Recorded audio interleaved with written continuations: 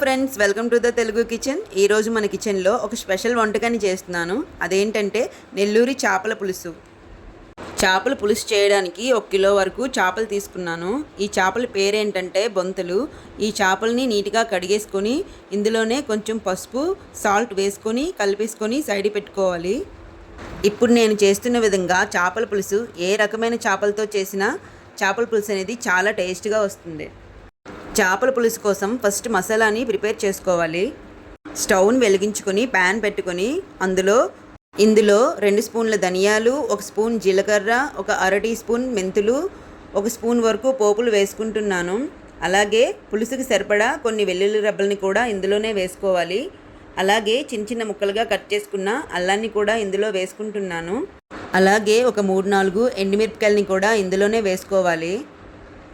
ఇలా వేసుకున్న మసాలాలన్నింటికి మంచి కలర్, మంచి స్మెల్ వచ్చేంత వరకు వీటిని వేగించుకోవాలి. ఈ మసాలాకు కావలసిన ప్రతి ఇంగ్రీడియంట్స్ మిస్ అవ్వకుండా వేసుకుంటేనే నెల్లూరి చేపల పులుసు అనేది పర్ఫెక్ట్గా వస్తుంది. ఇలా వేగించుకున్న మసాలాలన్నీ వేరే ప్లేట్లో వేసుకొని చల్లారబెట్టుకోవాలి. చింతపండు రసాన్ని కూడా కొంచెం పులుపు ఎక్కువగా ఉండేటట్లు తీసుకోవాలి. ఇలా చల్లగా అయిన మసాలాలన్నీ ఇలా మిక్సీ జార్లో వేసుకుని వీటిని చక్కగా మిక్స్ చేసుకోవాలి. ఈ విధంగా మెత్తని పొడిలా చేసుకోవాలి. ఇలా మిక్స్ చేసుకున్న మసాలాని వేరే బౌల్లోకి వేసుకొని సైడ్కి పెట్టుకోవాలి. మనం కిలో చేపలతో చేపల పులుసు చేసుకుంటున్నాం కదా, అందుకోసం మళ్ళీ మిక్సీ జార్ని తీసుకొని ఒక పెద్ద సైజు ఉల్లిపాయని కట్ చేసుకుని ఇందులో వేసుకోవాలి. అలాగే ఒక పెద్ద సైజు టమాటాని కూడా కట్ చేసుకొని వేసుకోవాలి. ఒక 4 పచ్చిమిరపకాయలను ఇలా కట్ చేసుకొని ఈ మిక్సీ జార్లో వేసుకోవాలి. ఇలా వేసుకున్న వాటన్నింటినీ చక్కగా ప్యూరీలాగా చేసుకోవాలి. ఈ ప్యూరీని కూడా ఇప్పుడు సైడ్ పెట్టుకుందాం. ఇప్పుడు స్టవ్ని వెలిగించుకొని ఇలా లోతుగా వెడల్పుగా ఉన్న ఒక గిన్నెని పెట్టుకున్నాను. ఈ గిన్నె బాగా హీట్ ఎక్కాక ఇందులో 1 కప్పు వరకు ఆయిల్ వేసుకున్నాను. ఆయిల్ బాగా హీట్ ఎక్కాక ఇందులో ఒక మీడియం సైజు ఉల్లిపాయని చిన్న ముక్కలుగా కట్ చేసి వేసుకున్నాను. ఈ ఉల్లిపాయలు కొంచెం వేగినాక ఇందులో మనం ముందుగా చేసుకున్న ప్యూరీని వేసుకుంటున్నాను. ఈ ప్యూరీని అడుగు పట్టకుండా ఇలా కలుపుతూ పైకి ఆయిల్ తేలినంత వరకు వీటిని ఇలా ఫ్రై చేసుకోవాలి. చూడండి, ఆయిల్ పైకి తేలి మంచి కలర్ కూడా వచ్చింది. ఇలా ఫ్రై అవుతున్న ప్యూరీలో మనం తయారు చేసుకున్న మసాలాని సగం వేసుకోవాలి. మిగతాది సైడ్ పెట్టుకుంటున్నాను. సగం వరకు మసాలా వేసుకున్నాక పులుసుకు సరిపోయేంత పసుపు, కారం, సాల్ట్ వేసుకొని వీటిని కలుపుతూ బాగా ఫ్రై చేసుకోవాలి. ఈ చేపల పులుసుని ఒక్కసారి ఈ విధంగా చేసుకుని తిన్నారంటే ఇంకా బయట ఎక్కడ తినడానికి ఇష్టపడరు. ఇంకా ఎప్పుడు ఇంట్లోనే చేసుకొని తినడానికి ఇష్టపడతారు. అంత టేస్ట్గా ఉంటుందండి, చాలా బాగుంటుంది. ఈ మసాలా అంతా బాగా ఫ్రై అయిన తర్వాత ఇందులో చింతపండు రసాన్ని వేసుకుంటున్నాను.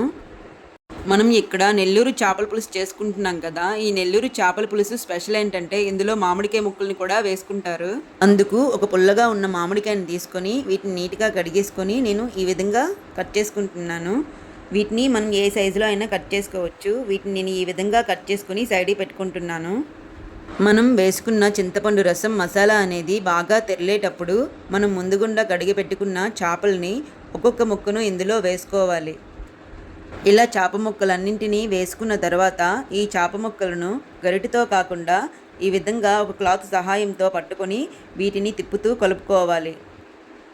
ఈ చేప ముక్కలు అనేవి కొంచెం కొంచెంగా తెరలేటప్పుడు మనం కట్ చేసుకున్న మామిడికాయ ముక్కల్ని ఇందులో వేసుకోవాలి.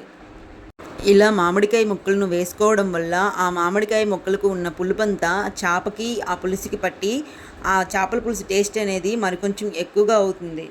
ఇందులోనే మనం ముందుగుండా ఉంచుకున్న సగం మసాలాను వేసుకోవాలి. ఇలా మామిడికాయ ముక్కలు వేసుకున్న తర్వాత ఈ మసాలాను వేసుకున్నాక ఇలా ఒక క్లాత్ సహాయంతో తిప్పుతూ కలుపుకోవాలి. ఈ చేపల పులుసు తెరలేటప్పుడే చిన్నగా కట్ చేసుకున్న కరివేపాకును కూడా ఇందులో వేసుకోవాలి. అలాగే కొంచెం కొత్తిమీరని కూడా వేసుకోవాలి. కరివేపాకు, కొత్తిమీర వేసుకున్నాక ఈ విధంగా క్లాత్ సహాయంతో పట్టుకొని తిప్పుతూ కలుపుకోవాలి. ఈ విధంగా ఎందుకు కలుపుకోవాలని చెప్తున్నానంటే గరిటెతో కలుపుకోవడం వల్ల చేప ముక్క అనేది రేగిపోతుంది. అందుకని ఈ విధంగా కలుపుకోవాలి. చేపల పులుసు రెడీ అండి. నేను చేపల పులుసుని ఈ విధంగా సర్వ్ చేసుకుంటున్నాను. నేను చేసే నెల్లూరు చేపల పులుసు విధానం మీకు నచ్చినట్లయితే ప్లీజ్ లైక్ చేయండి, షేర్ చేయండి, సబ్స్క్రైబ్ చేయండి, పక్కనే ఉన్న బెల్ ఐకాన్ని క్లిక్ చేయండి. ఈ విధంగా చేపల పులుసుని ట్రై చేస్తే ఎలా వచ్చిందో కామెంట్ బాక్స్లో మెన్షన్ చేయండి. అలాగే మీకు రాదనుకుంటున్న రెసిపీ ఏదైనా ఉంటే కామెంట్ బాక్స్లో మెన్షన్ చేయండి.